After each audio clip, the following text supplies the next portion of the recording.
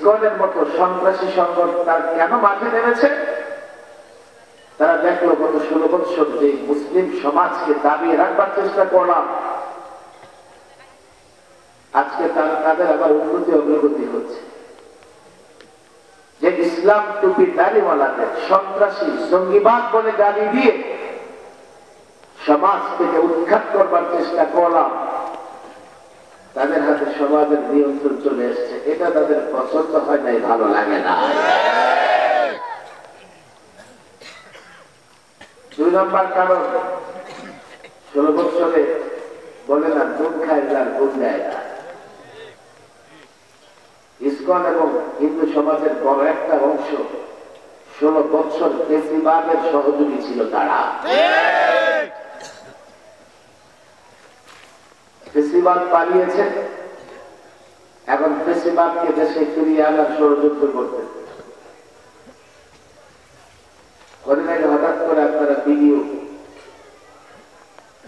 বার্তায় বা অডিও বার্তায়, টেলিফোন বার্তায় শুনেছেন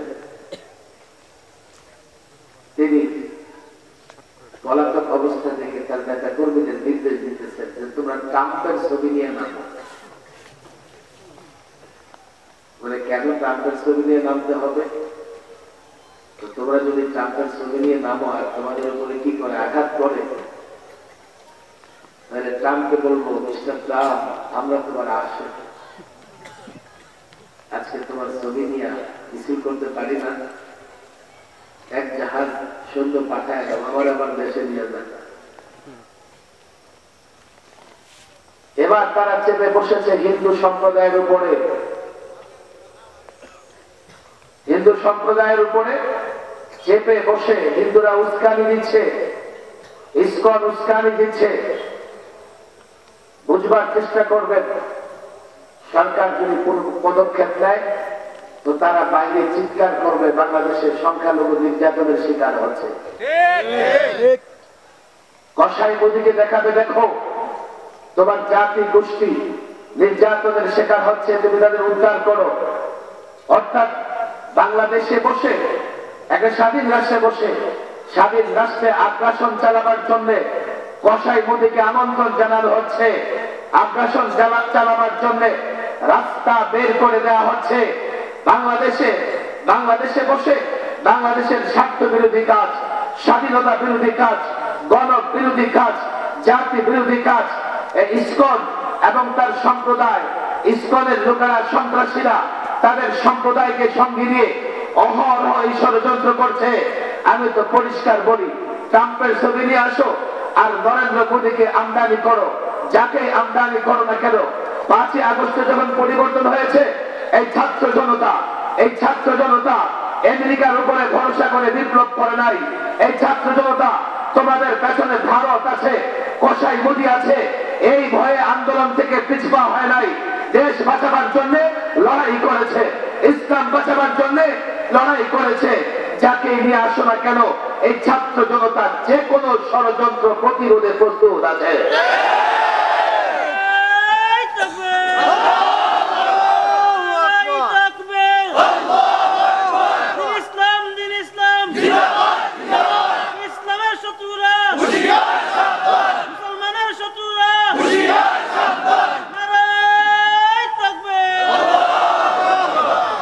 অনেক কথা বলা দরকার, বেতন লাগেও অনেক। 2011-তে হাসিনা সরকার সংবিধান সংশোধন করল, দায়িত্ব দিয়েছে একটা অভিশপ্তকে। তার নাম আপনারা সকলেই জানেন। একটা মুসলিম রাষ্ট্রে সংবিধান সংশোধন করবে দায়িত্ব দিয়েছে আদালতের কাজে বন্দুক রেখে সংবিধান সংশোধন করে মারাত্মক 3টা কাজ করেছে তারা। এক, সংবিধান থেকে বিসমিল্লাহির রহমানির রহিম তুলে দিয়ে এক বিকৃত অর্থ সেখানে জায়গা করে দিয়েছে। একজন মুসলমান সমস্ত কাজের শুরুতে সে বিসমিল্লাহ বলে। এই সংবিধানের মূল ভিত্তিতে ছিল আল্লাহর উপর অবিচল আস্থা বিশ্বাসের কথা। যে দেশের 90% মুসলমান ছোট্ট একটা কাজেও আল্লাহর উপর আস্থা বিশ্বাস রাখে, সেই দেশের সংবিধানের মতো এত বড় বন্দোবস্ত, এত বড় দলিল তৈরি হবে, সেই দলিলে আল্লাহর উপর আস্থা বিশ্বাস থাকবে, এটাই তো স্বাভাবিক। 3 নাম্বার যে কাজটা করেছে, সেকুলারিজম দিয়ে আমদানি করে। 32 বছর বাংলাদেশের সংবিধানে সেকুলারিজম ছিল না, ছিল বিসমিল্লাহ, ছিল আল্লাহর উপর আস্থা বিশ্বাস। আমি যুব সমাজকে বলি, দেখো তোমরা তো আমাদের পছন্দ করো না, মাহফিলে আমরা আসতে একটু আসো, কিন্তু মাহফিলের বাইরে আমরা যদি রাস্তাঘাটে লাশ হয়ে পড়ে থাকি, তারপরে তোমরা ফিরে তাকাও না। অথচ তোমাদের ঈমান হেফাজতের জন্য আমরা জীবন কুরবানি করতে প্রস্তুত আছি। 71-এ বাংলাদেশ স্বাধীন হয়েছে, এই ভূখণ্ড স্বাধীন হয়েছে। 72-এ একটা সংবিধান প্রণয়ন হয়েছে। 72-এর সংবিধান প্রণয়ন করে এই সংবিধানের মূল নীতিতে সেকুলারিজম, ধর্ম নিরপেক্ষতা এনে একটা নতুন রাষ্ট্রে ইসলাম এবং মুসলমানকে জবাই করার চেষ্টা করা হয়েছে। আপনারা বলেন সেকুলারিজমের সমস্যা কি?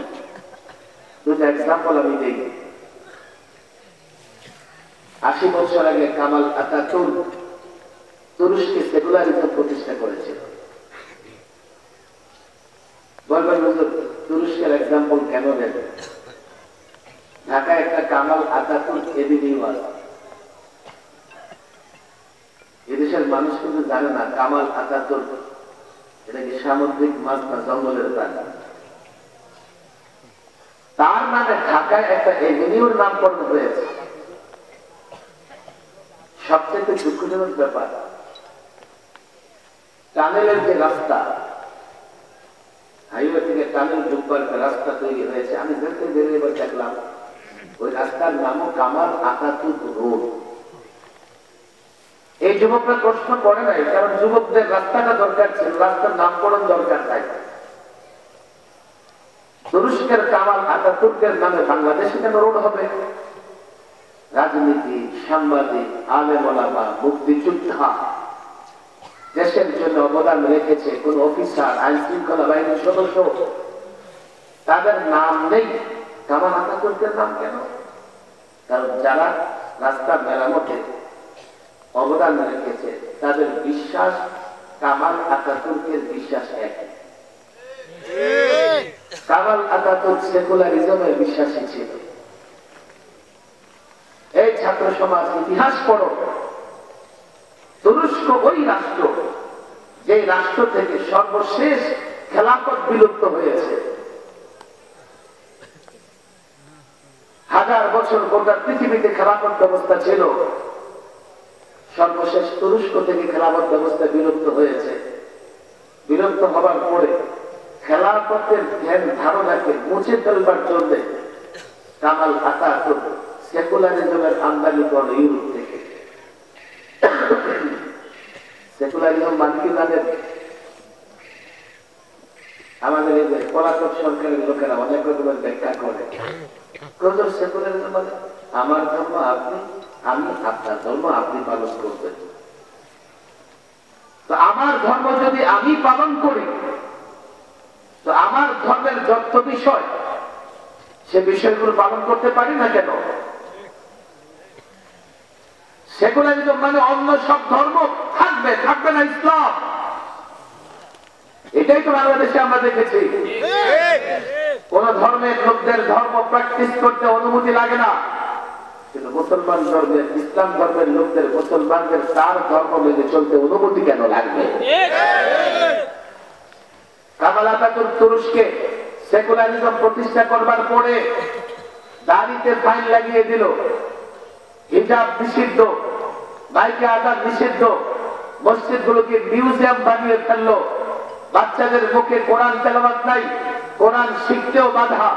গর্তে লুকিয়ে লুকিয়ে মুসলমান সন্তানেরা কোরআন শরীফ শিখেছে, কোরআন শরীফ শিখেছে। তুরস্কের সেই সেকুলারিজম বাংলাদেশে আনবার জন্য কামাল আতাতুর্ক তাকে আগে আমদানি করা হয়েছে বাংলাদেশে। পরে ওদের তুরস্কের কথা শুনলাম, বাংলাদেশের সেকুলারিজম নিয়ে এসেছে সংবিধানে, তাতে বাংলাদেশের সমস্যা কি? একটা মিনিট চিন্তা করে দেখবেন বাংলাদেশের সমস্যা কি। 11তে সংবিধানের সেকুলারিজম নিয়ে এসছে, 12 সালে এই সেকুলাররা সর্বপ্রথম আঘাত করেছে শিক্ষা সিলেবাসের উপরে। 2.25 কোটি শিক্ষার্থীকে নাস্তিক বানাবার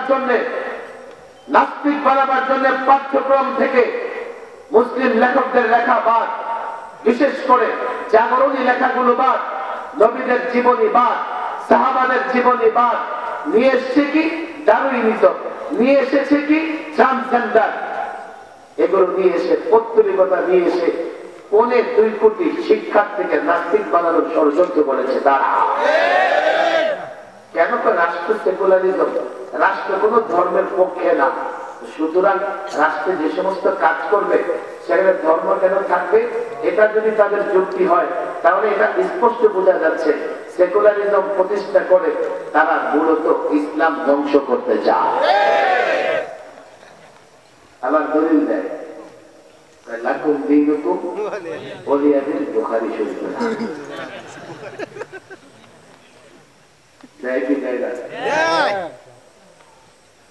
একটা 6 বছরের বাচ্চারা ডাক্তার জিজ্ঞেস করে, সেও জানতো এটা কোন সূরার আয়াত, কথা ঠিক না বেঠিক?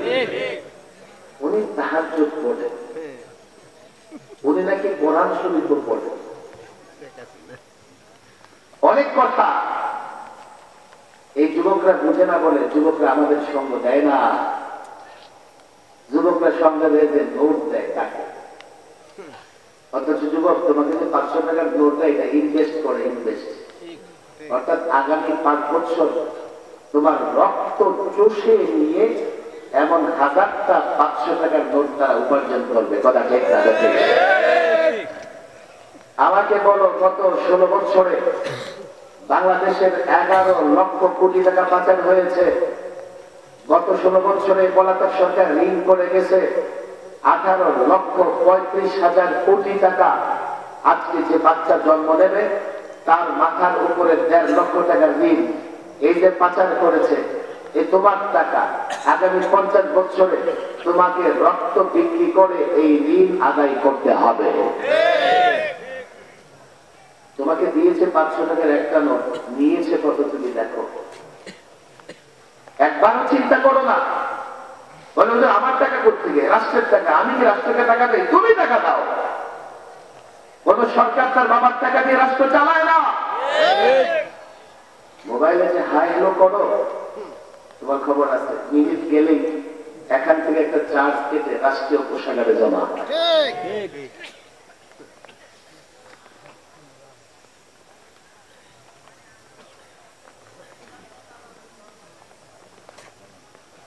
বলবো হুজুর আমি মনে কথা বলি, টাকা পয়সা তো কাটাই লাগে। আর ওইটা তুমি মনে কথা বলো, সেই টাকা তো তোমার দেওয়াই লাগে, সেই টাকা তোমার চার্জ ট্যাক্স। এই যে শীতের কাপড় পরে আছো, এটা যদি আমদানি দিতে হয়, ব্যবসায়ী যখন আমদানি করেছে এর উপরে গভর্নমেন্ট কাস্টম ধরেছে, কাস্টম দিয়ে তারপরে আমদানি করে। আর সেই টাকাও ব্যবসায়ী তার বাবার জায়গাতেও বিক্রি করে দেয় না, সে যত কাস্টম দেয়, কর দেয়, ট্যাক্স দেয়, সুদ পর্যন্ত দেয়, এগুলো সব তোমার কাছ থেকে আদায় করে নিয়ে যায়। তোমার টাকায় মন্ত্রীর বাসার কাজের বেতন বেতন হয়, তোমার টাকায় মন্ত্রীর গাড়ির চাকা ঘুরে, তোমার টাকায় সে বেগমপাড়া বাড়ি করে, কানাডা আমেরিকা বাড়ি করে। তুমি তো সেই থেকে যাও, তোমাদের মধ্য থেকে 1-2 জন আঙুল ফুলে কলা গাছ হয় বটে, কিন্তু বাকি যুবকদের ভাগ্যের পরিবর্তন হয় না। 10 বছর 15 বছর রাজনীতি করে, পরে বাবার জায়গা বিক্রি করে মধ্যপ্রাচ্যের কোন একটা দেশে প্রবাসী হয়ে 45 ডিগ্রি তাপমাত্রার নিচে কাজ করে জীবনটা বরবাদ করে ফেলে। 53 বছর রাজনীতিতে এর চাইতে বেশি কিছু তোমরাই পাও নাই, তোমরা পাও নাই। অনেক কথা এগুলো যুবকদের বুঝতে হবে। মৌলবী সাহেবরা নোট দেয় না, কিন্তু তোমার রক্ত বিক্রি করে তারা উপার্জন করবে না। আলেমরা তোমাকে নোট দিবে না, কিন্তু তোমার টাকা দেশের বাইরে পাচারও করবে না। আমি যুবকদের বলি, দেখো আমাদের কথা বুঝবার চেষ্টা করো, বুঝবার চেষ্টা করো। এই যে গত 16 বছর আমি 3 দফা লম্বা সময় করে সরকারি মেহমানখানায় ছিলাম। কোন সুনির্দিষ্ট অপরাধ আমার বিরুদ্ধে দেখাইতে পারে যে আপনি এই চেষ্টা করছেন, তার মাথায় বাড়ি দিচ্ছেন, তার জায়গা দখল করছেন, কোন অপরাধ নেই। জাতির সামনে তাদের মুখোশ উন্মোচন করি, নিজেদের তাহাজ্জুদ গুজার দাবি করে জাতিদের ঈমান নষ্ট করতেছে। আমরা বলি ওরা তাহাজ্জুদ গুজার নয়, ওরা ঈমান চোর। নিজেরা দেশের টাকা পাচার করতেছে, কেউ কথা বলবেন না। দুর্নীতির বিরুদ্ধে কথা বলা আমার সবচেয়ে বড় অপরাধ ছিল। চলো জলে জেলখানায় বন্দি করে রাখো, জনগণের কাছে যেতে দিও না। 15 থেকে ওয়াজ মাহফিলে নিষেধাজ্ঞা, যেখানে মাহফিলে যে আগে থেকে নিষেধ করে দেয়। আমাকে কিছু না বললে যারা আয়োজন করে তাদের উপরে কোনো রকমের চাপ আসে। বাংলাদেশের নানা জায়গায় প্রোগ্রামের বক্তৃতা করতে পারি নাই। এরপরে 21-এ ধরে লম্বা সময় সরকারি মেহমানখানায় 21-এ 2600 আলেম ওলামা টুপিদারি ওলাদের উপরে এতটা টর্চার করা হয়েছে। পৃথিবীর কোন কাফের দেশেও টুপিদারিদের ওলাদের উপরে এতটা টর্চার হয় নাই। হাই সিকিউরিটি জেলে হাসির ছেলে এক এক আলেমকে 24 ঘন্টা তালাবদ্ধ করে রাখত। মাসের পর মাস রিমান্ড রেখে দিয়েছি। এখনো আমি এই বোতল দেখলে আমার ভয় লাগে। গায়ের কাপড় চোপড় ছাড়া রিমান্ডে কোনো কাপড় চোপড় রাখা যেত না। আপনি ঘুমাবেন তো পানির বোতল মাথায় দিয়ে ঘুমাবেন, দীর্ঘ সময় ঘুমাবেন তো বোতলের রেখাগুলো মাথার ভিতরে ঢুকে যেত। কেন আলেমদের উপর টর্চার করেছে? আলেমরা বলেছে এটা মুসলিম দেশ, এটাকে মূর্তির দেশে পরিণত করা যাবে না। কোন ধর্মের কোন ধরনের প্রতিবন্ধকতা আমরা সৃষ্টি করে আমরা বলিনি যে হিন্দুদের পূজা বন্ধ করে দাও, আমরা বলিনি খ্রিস্টানদের উপাসনালয় বন্ধ করে দাও, ক্লোজ করে দাও। আমরা বলেছি মুসলিম দেশের মুসলিম যুবক যাতে তার ঈমান হেফাজত করতে পারে সেজন্য যত্র তত্র মূর্তি বানিয়ে মানুষের ঈমান ধ্বংস করবার ষড়যন্ত্র করতে পারো না। সেকুলারিজমের নামে ডারউইনিজম নিয়ে আসছে। বিজ্ঞানী ডারউইন সে বলে মানুষ মানব থেকে সৃষ্টি। আমরা বলি আল্লাহ মাফ করুন, আল্লাহ আমাদের মর্যাদা দিয়েছেন, আমরা তো আদম সন্তান, আমরা মানবের সন্তান। তোমরা ওই নাস্তিক মোর্চাদের দলেরা, তোমরা যারা ডারউইনের মতবাদে বিশ্বাসী, তোমাদের জন্ম নদী নালায় খাল বিলে ট্রেনে পার্কের কোনায় কাছে চিপায়, তোমরা তালাশ করে দেখো তোমাদের জন্মের পেছনে বাদরের অবদান আছে না নাই। ট্রান্সজেন্ডার কি জিনিস? মনে মনে ভাবলে নারী পুরুষ, মনে মনে ভাবলে পুরুষ নারী। সংবিধান থেকে বিসমিল্লাহ বাদ দিয়েছে। এবার আমরা সংশোধন করে আমাদের একটাই দাবি, সবার আগে সংবিধানের শুরুতে বিসমিল্লাহির রহমানির রহিম থাকতে হবে। আল্লাহর উপর অবিচল আস্থা বিশ্বাস থাকতে হবে। আর কোন ইজম থাকবে না, সেকুলারিজম থাকবে না, সোশ্যালিজম থাকতে পারবে না, কোন ইজম কোন মতবাদ থাকবে না। কেননা একটা মতবাদ আছে, সেটা ইসলাম, যা এদেশের 90% মুসলমান বিশ্বাস করে। কথা ঠিক না? ইসলাম ছাড়া অন্য কোন ইজম, অন্য কোন মতবাদ একটা মুসলিম রাষ্ট্রের সংবিধানে থাকতে পারে না। পৃথিবীর নানা দেশের সংবিধানে নানা ইজমের কথা আছে, মতবাদের কথা আছে। আমি শিক্ষিত সমাজকে বলি, মাদ্রাসার ছাত্রদের বলি, বাংলাদেশ এমন একটা সংবিধান হাসিনা সরকার তৈরি করেছে, সব ইজম এনে সংবিধানকে জগা খিচুড়ি বানিয়ে ফেলেছে। যার জন্য আল্লামা মুফতি আমিনী বলেছিলেন, এই সংবিধানকে ডাস্টবিনে নিক্ষেপ করা হবে। তারা সোশ্যালিজম এনে চায়না রাশিয়াকে খুশি করতে চেয়েছিল, ডেমোক্রেসি এনে আমেরিকাকে খুশি করতে চেয়েছিল। তারা তারা কত কথারে ভাই, কত ধরনের কথা, সেকুলারিজম এনে ভারতকে খুশি করতে চেয়েছিল, আল্লাহকে খুশি করতে চায় নাই। যার জন্য তাদের যখন পতন হয়েছে, ভারত কাজে আসে নাই, চীন রাশিয়াও কাজে আসে না। ইসকন কেন ষড়যন্ত্র করতেছে? তারা দেখতেছে সংবিধান সংশোধন হচ্ছে, যে সংবিধানে বিকৃতি করে মুসলমানদের ঈমান ধ্বংস করবার ষড়যন্ত্র করা হয়েছিল। আজকে অন্তর্বর্তীকালীন সরকারের নেতৃত্বে সংবিধান সংস্কার হচ্ছে, আজকে ওয়ার্ড মাহফিলগুলো ঠিকঠাক মতো হচ্ছে, কিন্তু সেই পত্তলিক গোষ্ঠী, সন্ত্রাসী গোষ্ঠীর তা পছন্দ হয় নাই। তাদের মূল টার্গেট হচ্ছে এই মুসলমানদের ভালো, তাদের কোনোদিন ভালো লাগে না, তাদের কোনোদিন সহ্য হয় না। এই জন্য বাংলাদেশে বসে স্বাধীন রাষ্ট্রে আগ্রাসনের জন্য বিদেশিদের আহ্বান করতেছে। আমি তো পরিষ্কার বলি, স্পষ্ট ভাষায় বলি, বাংলাদেশ পেয়েছি ইসলামের জন্য। ইসলাম আমরা সংখ্যাগরিষ্ঠ মুসলমান না হলে এই ভূখণ্ড আমরা পেতাম না, এই ভূখণ্ডের মালিক আমরা হতে পারতাম না। বাংলাদেশে যারা যুদ্ধ করেছে ৭১, যারা সংগ্রাম করেছে, তারা কেউ হতে পারে দুর্বল ইমানের অধিকারী, আমল কম, কিন্তু দুর্বল ইমানের অধিকারী হলেও আল্লাহু আকবার স্লোগান দিয়েছে।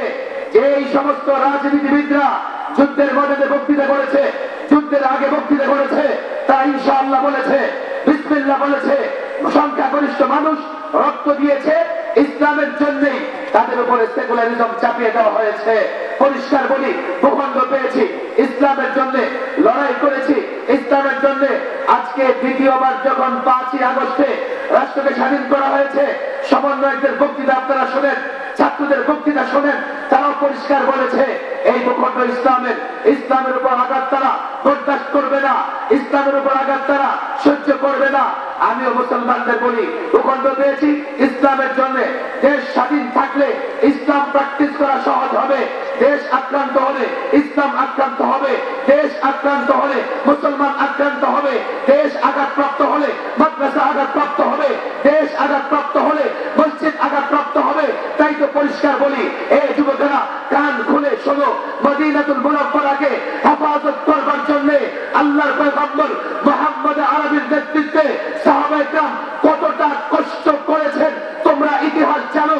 এক এক সাহাবী পেটে পাথর বেঁধে খন্দক খনন করেছেন, গর্ত খনন করে পত্তলিক কাফের মুশরিক বেঈমানদের মোকাবেলা করবার জন্য প্রস্তুতি গ্রহণ করেছেন, মদিনাকে হেফাজত করেছেন। ১,৫০০ বছর পরে ইসলামের এই ভূখণ্ডকে হেফাজত করবার জন্য ১,৫০০ বছরের পরে উম্মতে মুসলিমান যুবকরা, মাদারিসে কওমিয়ার ছাত্র সব মিলে পত্তলিক কাফের বেঈমান ইহুদিরা যেদিক থেকে আঘাত করুক না কেন, রক্ত দিয়ে দেশকে রক্ষা করা হবে। ওই কাফের বেঈমানের সামনে মাথা নত করা হবে না।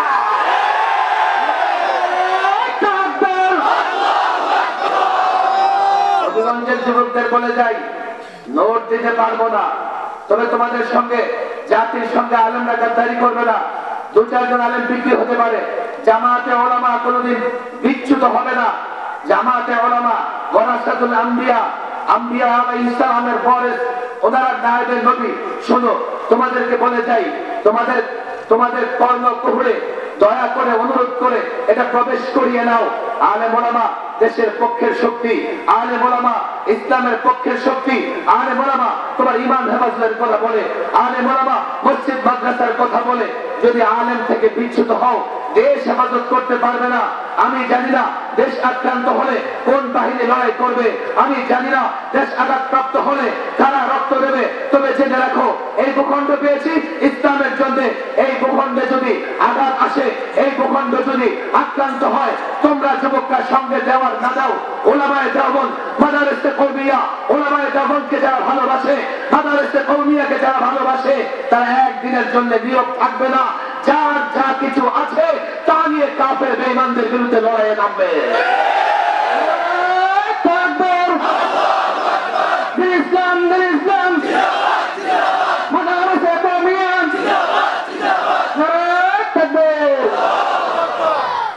ইসকন ষড়যন্ত্র করতেছে, বুঝবার চেষ্টা করো।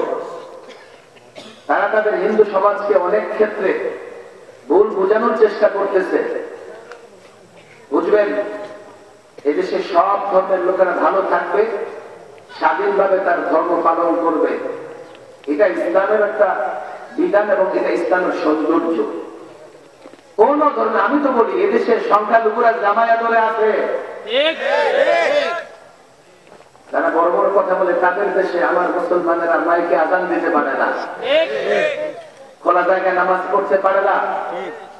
400 বছরের পুরনো মসজিদকে শহীদ করে দেওয়া হয়েছে, গরু জবাই করতে পারে না, হিজাব পরে মুসলিম শিক্ষার্থী কলেজ ইউনিভার্সিটিতে যেতে পারে না। বাংলাদেশে আজ পর্যন্ত অন্য ধর্মের লোকেরা তাদের ধর্ম পালন করতে গিয়ে বাধাপ্রাপ্ত হয়েছে, প্রমাণ দেখাতে পারবে না। আজকে হিন্দু সমাজের কাঁধে ভর করে ইসকন সন্ত্রাসী গোষ্ঠী একটা সাম্প্রদায়িক দাঙ্গা বাঁধানোর চেষ্টা করতেছে। আপনারা সজাগ থাকবেন, রাষ্ট্রের পাহারাদারি করবেন, যাতে ইসকনের সন্ত্রাসীরা তারাই তাদের মন্দিরে আক্রমণ করে আপনাদের উপর দায় চাপাতে না পারে। দেশে একটা অস্থিতিশীল নৈরাজ্যকর পরিস্থিতি যেন তারা তৈরি করতে না পারে। যুবকদের বলি সজাগ থাকতে হবে, তারা যাতে কোন ধরনের অপ্রীতিকর ঘটনা, দুর্ঘটনা ঘটিয়ে মুসলমানদের উপর দায় চাপাতে না পারে, সতর্ক থাকতে হবে। আমাদের অবস্থান একবারে ক্লিয়ার। 53 বছরের বাংলাদেশে এদেশে সব ধর্মের লোকেরা কাঁধে কাঁধ মিলিয়ে চলেছে। এদেশে ধর্মের নামে কোন মারামারি নাই, অথচ পরিকল্পিত ভাবে ধর্মে ধর্মে দাঙ্গা ফাসাদ লাগানোর জন্য ইসকনের সন্ত্রাসীরা চেষ্টা করতেছে।